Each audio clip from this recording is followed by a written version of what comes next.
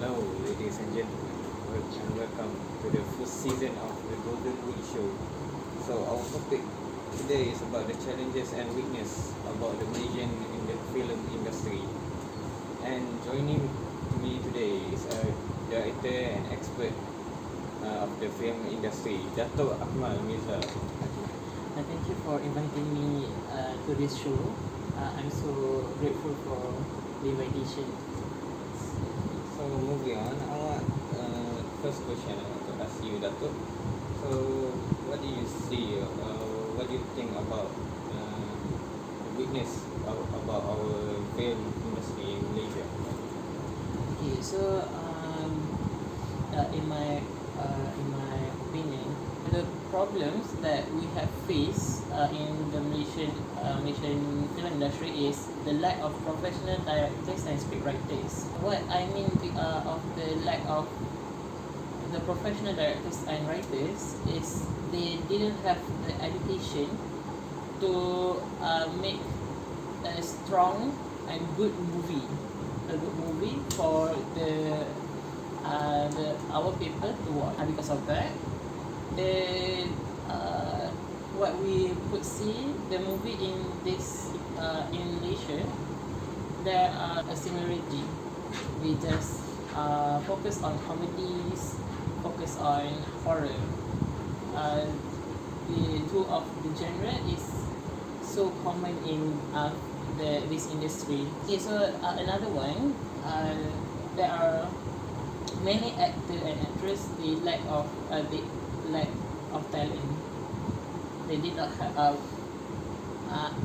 It doesn't mean that they didn't have talent, but they just didn't have the education for the acting career. Like they didn't know how to visualize themselves in the situation of the character, or they did not know to play the character well. So another thing, that is a shortage of technical things, technical essentials like laboratories, cameras, and lightings. So we have to spend a lot of time to make just one film, like the duration of 2 hours, like that, 1 hour and a half. Thank you for giving me your opinion for that. So I can see that our film industry do have a lot of problem right now. So talking about the creative and lack of skills, actors and everything, how can we overcome our film weakness? I think how to solve it is that the government could build a school or a faculty in a university that specialize in making educated directors, writers, and cameramen.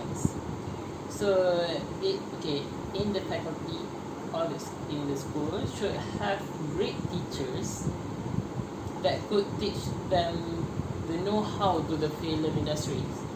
So and the faculty should be given recognition to people, so a lot of our people could someday will like to be a director and scriptwriters.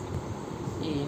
Another thing, the government should give encouragement to the new directors, because right now the new directors, as we know, they just graduated, so they will not have some money to make a movie that they wanted to make. So when the government give them money, so they have the flexibility to make whatever movie that they wanted to make.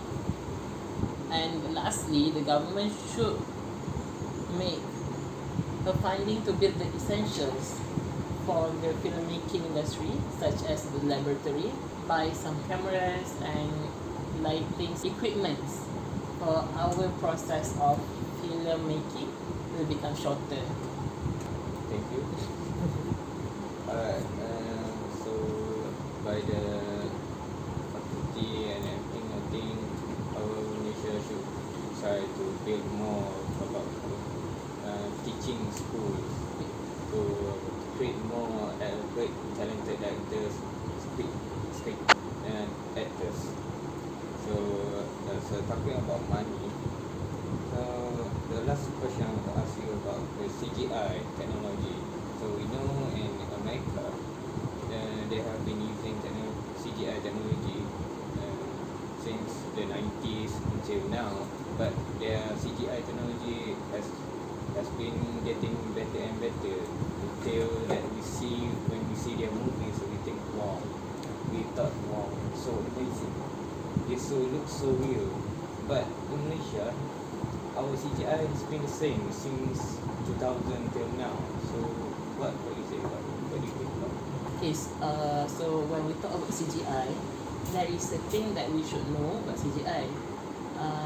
Okay, CGI is something that is actually hard to do because it requires mostly creativity and the ability to visualize the thing in real life.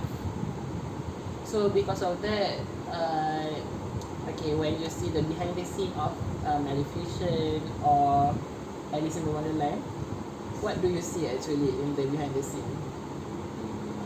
What I see is that they have a very big studio, right? And mostly, well, I don't know much about Maleficent, but I think from like Avengers, the Avengers one, like they have this very not just small studio with green screen only, but they just make a lot of pop that try to resemble the real life version of it. Okay, so based on your description, it is correct that there are so many. Actually, it is not just the studio with the green screen. Actually, it's not. There are some they didn't use green screen. They will use blue screen. So there will be two colors that they will use. Okay, so the production will, as you say, they will make a prop with the same colors, or a person they will wear a costume with the same colors, colors of the background, so that the actors could act to the person or the object. So they will not be see to the thin air. So they will not like a crazy person. So because of that, the CGI who make the CGI, they will have to visualize how the interaction between them and the so many graphic. Why Malaysia didn't use that? Or they use a little bit of that because they have to look at the angle, look at the lighting, everything. Actually, they have to visualize. So they prefer the actual thing like the explosions, the person that will wear a ghost costume, because they could see what they wanted to do.